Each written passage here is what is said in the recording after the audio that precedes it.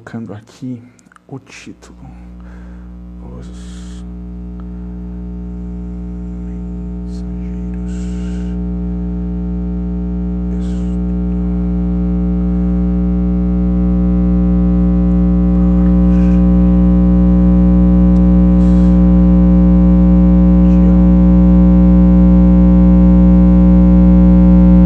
Os dois já mandaram um convite aqui, vou aceitar os dois. Gente, juro, eu perdi o...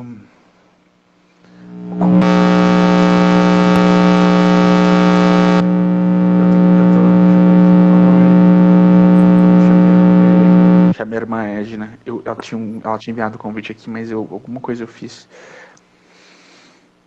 Vamos ver se aparece. Ah, voltou. Maravilha. Maravilha. Pode continuar, mas a palavra é sua. É tão ruim partir, não é? Mas continuamos na mesma frequência espiritual, viu, gente? A mesma sintonia, a mesma harmonia, não é, Cris? Tem alguma coisa para falar? Não, pode prosseguir, de boa. Olha, gente, então aqui é o capítulo 12, é sobre a palavra de Monteiro. Monteiro é um outro doutrinador que estava ali próximo também, conversando com o Belarmino, e foi apresentado também ao André Luiz, e ele falou relatou, eu também caí, não é? Falando que havia também, não é, caído na sua reencarnação, por conta da arrogância também, por conta de alguns problemas pessoais. E aí a gente lembra das bem-aventuranças, gente, eu não podia deixar de falar, porque ele não foi humilde. Então, a humildade é um dos aspectos mais importantes para nós que estamos querendo seguir Jesus. Eu não falo nem simplesmente só os médios, mas cada um de nós. E a bem-aventurança começa, bem-aventurados os humildes, bem-aventurados os pobres de espíritos, bem-aventurados que sofrem. Então, abrindo a base, como base para a nossa evolução espiritual. Então, a humildade, quando nós estivermos achando que somos alguma coisa a mais, não é? Que alguma coisa está sendo, né, o elogio, porque o elogio ele é bom, de certa forma, mas precisamos também pontuar que às vezes a pessoa elogia porque admira, porque gosta, porque quer trazer para nós um sentimento de admiração, de amor, não é? Mas isso fica só aí. Temos que ter muito cuidado. Então, o que aconteceu com o nosso querido Monteiro é que ele começou a se sentir também importante demais, a querer medir forças com os espíritos. Então, ele se preparava, ele lia as escrituras para fazer um debate com os pobres sacerdotes, gente, para diminuir, denegrir o sacerdote. Os obsessores, ele acabava, dizia, olha, você tem que perdoar, você tem que ter serenidade, você tem que ter... Então, eu vi que os sofredores não se fala, ele padecia, né? Colocava culpas e mais culpas, aquelas criaturas, assim, espíritos que vinham com processos de sofrimentos, ele dizia que tinha que ter paciência, e na realidade ele era uma pessoa impaciente demais. No comércio que ele tinha, ele fazia de tudo para prejudicar os clientes que deviam, que tinham promissórias, e ele fazia questão de estudar a questão dos direitos, né, das leis, para colocarem cada um no seu patamar de exigência. E quando chegava a noite, ele, como doutrinador, ia falar de amor, de paciência, de doçura. E isso era um paradoxo.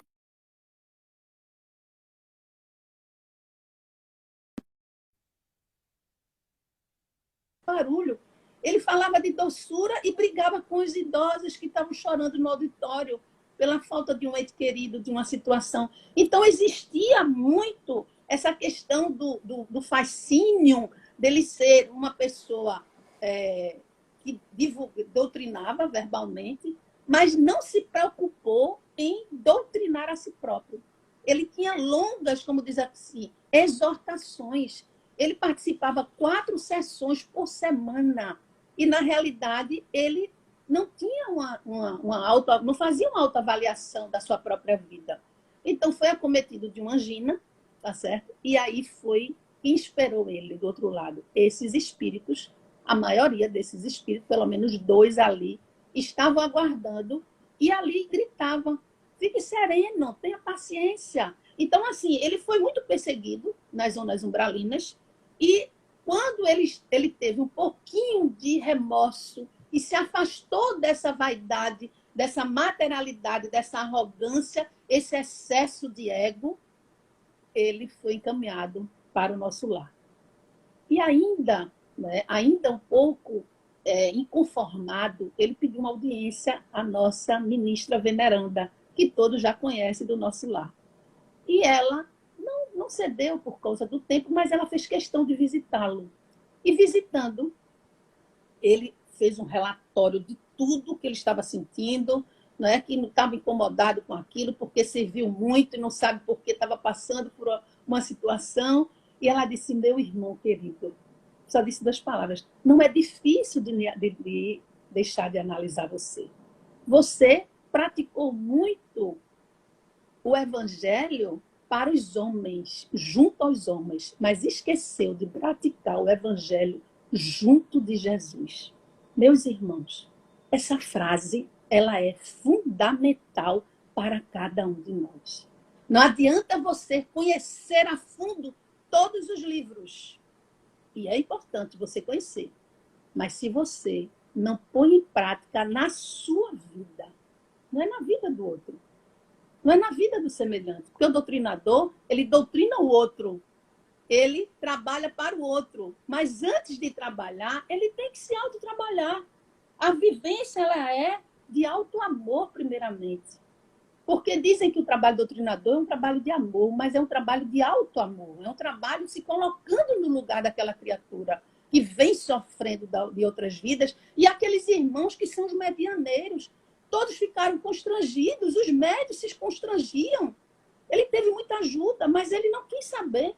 Então, todos nós, gente, nós precisamos analisar esse contexto e verificar que esse capítulo, ele é para mim particularmente. Não sei se vocês também estão se autoanalisando e verificando que não adianta a frequência, a quantidade de trabalho, mas adianta a qualidade desse trabalho, se está trazendo benefícios para você e para mim, né? Principalmente. E o último capítulo, que é o capítulo 13, né? Fechando aqui com chave de ouro, né? As ponderações de Vicente. Vicente, todo mundo já sabe, que os meninos já falaram, ele é médico também, né? Por afinidade, ficou ao lado do André Luiz, porque os dois eram médicos, e aí começaram a conhecer o lugar, e o Vicente conversando, e nesse dia, né? Porque uma semana, né? Vocês estão vendo aí, né? Então, nesse dia, ele já estava assim, dizendo, meu Deus, por hoje, realmente eu aprendi muito. Eu não vi só no centro de mensageiro, eu vi também no centro de aprendizado, o próprio André Luiz falando. E aí, o Vicente o convidou para caminhar nos jardins, né, do Ministério de Comunicação, para falar sobre o Ministério do Esclarecimento, os demais ministérios de auxílios, etc., e dizendo, e ele colocando os seus sentimentos para o Vicente, dizendo que achava assim, ficou encantado, porque não imaginava que aquele local da comunicação, no Ministério de Comunicação, houvesse tanta ajuda.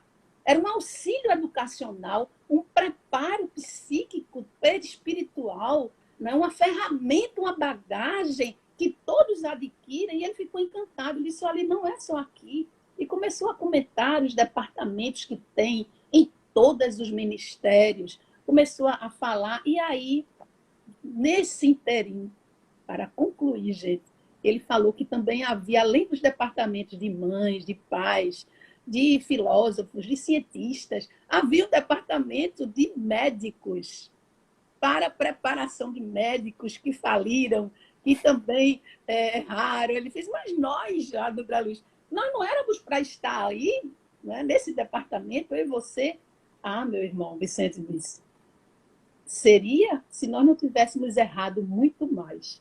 Porque, além da área médica, nós erramos pessoalmente também. Eu falei do meu sofrimento, eu tive com a esposa dele, mas eu não disse o erro que eu fiz para você. E, na mesma hora, André Luiz lembrou que ele havia desencarnado como suicida. E ele havia tido problemas de origem pessoal. E aí, nesse inteirinho, ele começou a falar que havia um médico amigo dele, o nosso Vicente, que estava nas zonas umbralinas ainda. porque estava sendo perseguido por alguns espíritos, principalmente os mais que não perdoam ele, porque ele era um exímio, um excelente médico cirurgião, muito famoso, por sinal, mas que o dinheiro subiu para a cabeça. Ele começou a desviar o pensamento para as finanças e esqueceu ali, muitas vezes, de ajudar os pacientes nos momentos mais difíceis, inclusive nas cirurgias, e muitos desencarnaram, perdoaram ele. Nós sabemos, o Espírito mesmo fala, que ele não foi culpado de alguns desencarnos, principalmente, porque a pessoa desencarna no momento certo e na hora certa, não é? Mas mesmo assim, teve alguns espíritos que não aceitaram, acharam que o desencarne dele, a culpa foi desse médico.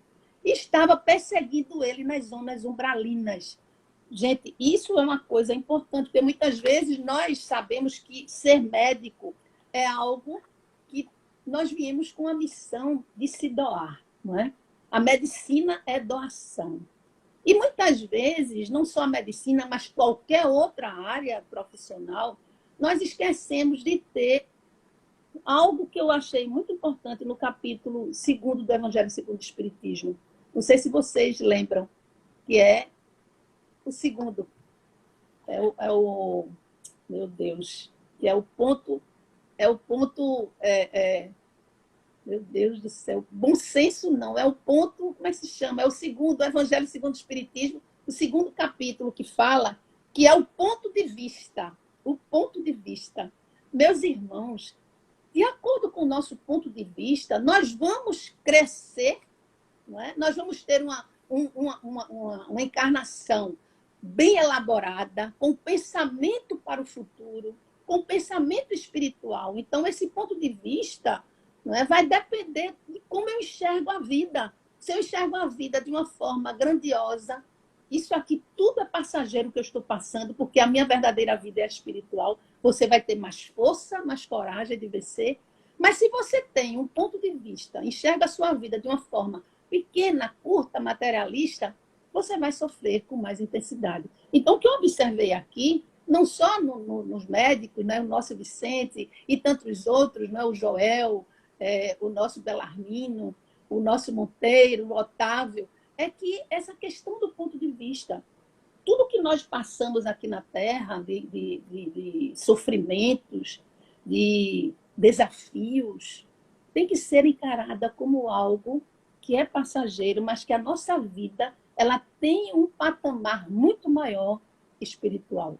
Você está aqui, mas você tem que estar com a visão mais espiritualizada, de que você está numa passagem, mas que a sua verdadeira vida é a espiritual. Então, vai ser muito mais facilitador você passar com mais dignidade, com mais força, com mais humildade, com mais perseverança e vencer os obstáculos. Acreditemos no Senhor, acreditemos na ajuda espiritual, acredite em você, porque se você não acredita, ninguém mais vai acreditar.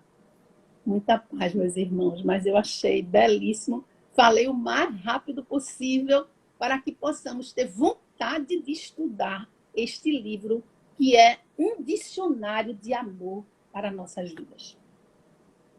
Assim seja. Quer comentar? Bom, Cris, quer falar alguma coisa? Nossa, é tanto o ensinamento, né? Esse livro realmente é muito importante e a Edna falou um ponto muito importante, né? Que não basta quantos livros a gente lê, né? Isso também é uma frase de um amigo espiritual. Não basta quantos livros a gente lê, mas sim quantos a gente coloca em prática. E esses do André Luiz, principalmente, a gente tem que colocar em prática, né? Principalmente porque é um ensinamento tão grande, é um legado de ensinamento tão grande, né? Que ele compartilha conosco, né? Para a nossa evolução. E realmente o desenvolvimento moral da vida mediúnica é um limiar muito tênue, né? Uma linha muito tênue entre... A gente tem que ter um equilíbrio muito grande, né? De sermos imparciais, mas não sermos indiferentes às situações. Porque se a gente não é imparcial, a gente cai na dualidade. E aí a gente sempre vai, né, optar por um e não por outro. Inclusive, numa dessas passagens também, falam sobre opiniões. As opiniões, elas sempre dividem, né? Etimologicamente, a opinião ela já vem de ônus e não de bônus. Então, quando você emite uma opinião, né, você sempre vai dividir algo. Então, espíritos não têm opinião, né, mas sim pontos de vista. Então, é muito difícil a gente incorporar isso no nosso dia a dia, né? Porque a gente emite opinião em tudo, né? Uma coisa é você me perguntar qual camisa eu vou vestir, qual a cor, porque eu sempre vou preferir uma e vou deixar outra. Então, esse tipo de conduta mental, porque isso é uma vibração mental. Então, a gente tem que prestar atenção nessas coisas, que tudo que separa é uma vibração mental muito baixa. Então, a gente tem que sempre seguir o nosso coração. Mas esse livro realmente é uma dádiva, só agradeço por estar aqui com vocês aprendendo. Também agradeço demais. Esse fim, né, que a irmã Edna trouxe pra gente, tão maravilhoso, falando sobre o Evangelho segundo o Espiritismo, né, o capítulo 2 ali, o ponto de vista. E aí a gente olha para todos esses trabalhadores que falharam. E aí Jesus, né, a gente tem, né, com esse ponto de vista que a irmã Edna traz no capítulo 2 do Evangelho segundo o Espiritismo, dizendo, né, o meu reino não é deste mundo. Né, e a irmã Edna também tocou nas bem-aventuranças, né, bem-aventurados os aflitos. Quando? Né? Definitivamente não é na matéria. Definitivamente não é agora porque essas pessoas estão sofrendo, né? Como olhar para um leproso e falar bem-aventurado um aflito se ele está sofrendo tanto? É porque o nosso reino não é aqui, né? A felicidade verdadeira não vai ser aqui, as nossas felicidades serão em outro lugar, né? E os sofrimentos, eles são a libertação do espírito. E a gente percebe que todos esses mensageiros, esses trabalhadores receberam, né, facilidades que acabaram sendo dificuldades na caminhada deles, porque muitas vezes a dor, né, como a gente viu na trajetória do Chico, ajuda sim, né, a manter ali caminhando. O Chico dizia, né, que quando ele desviava um pouquinho, né, do trabalho mediúnico, o olho dele, ele sofria muito com aquele olho, né, ficou praticamente cego do olho esquerdo aos 21 anos e sofreu muito, com muitas dores, sangrava, doía muito, mas permanecia ali, né? Não era uma expiação, era uma forma que a espiritualidade achou de manter no trabalho. Então, esse livro traz pra gente essa abordagem maravilhosa do trabalho, a necessidade de trabalhar, de não perder tempo, de usar as possibilidades materiais que nós temos aqui nessa terra para seguir em frente e para burilar, né, o espírito mesmo, tornar esse espírito mais puro para um dia chegar, né, a um lugar melhor, a uma contemplação maior das possibilidades do que é Deus, das divindades, uma felicidade que a gente não experimenta aqui. Não adianta, não tem jeito. Se a gente está aqui, a gente precisa passar por essas coisas, né, e trabalhar muito para um dia não precisar mais passar por elas. Vocês querem falar alguma coisa antes de fechar a live? Maravilha. Desejar uma noite maravilhosa, de muita reflexão e de muita vontade de se esforçar a cada dia para se melhorar. Isso aí. Cris. Faço das palavras da Edna as minhas. Só tenho a agradecer. Uma boa noite a todos. Até a semana que vem. Então eu vou fazer mais uma oração aqui para a gente agradecer e terminar então. Gratidão, meu Deus, por mais oportunidade de estudo. Absolutamente gratos por todo o auxílio. Absolutamente gratos, meu Deus, pela companhia desses amigos que a gente reencontra aqui na Terra. Muito, muito, muito gratos, meu Deus. E nós terminamos hoje com a oração de Francisco de Assis. Senhor, fazei de mim um instrumento de vossa paz. Onde houver ódio, que eu leve o amor. Onde houver ofensa, que eu leve o perdão. Onde houver discórdia, que eu leve a união. Onde houver dúvida, que eu leve a fé. Onde houver erro, que eu leve a verdade. Onde houver desespero, que eu leve a esperança. Onde houver trevas, que eu leve a luz. Ó Mestre, fazei que eu procure mais consolar que ser consolado, compreender que ser compreendido, amar que ser amado, pois é dando que se recebe, perdoando que se é perdoado, e é morrendo que se vive para a vida eterna. Amém. Gratidão, pessoal. Vou fechar aqui, salvar pra gente. Você. Obrigada por tudo, João. Obrigada, Cris. Obrigado, e a todos que estão nos assistindo. É verdade. Obrigado. Vocês. Todo mundo, como a gente sempre fala, né? Quem acompanhou até aqui já está ganhando bônus hora. Beijo em todos vocês. Já está trabalhando muito. Boa. Tchau, tchau, pessoal. Tchau.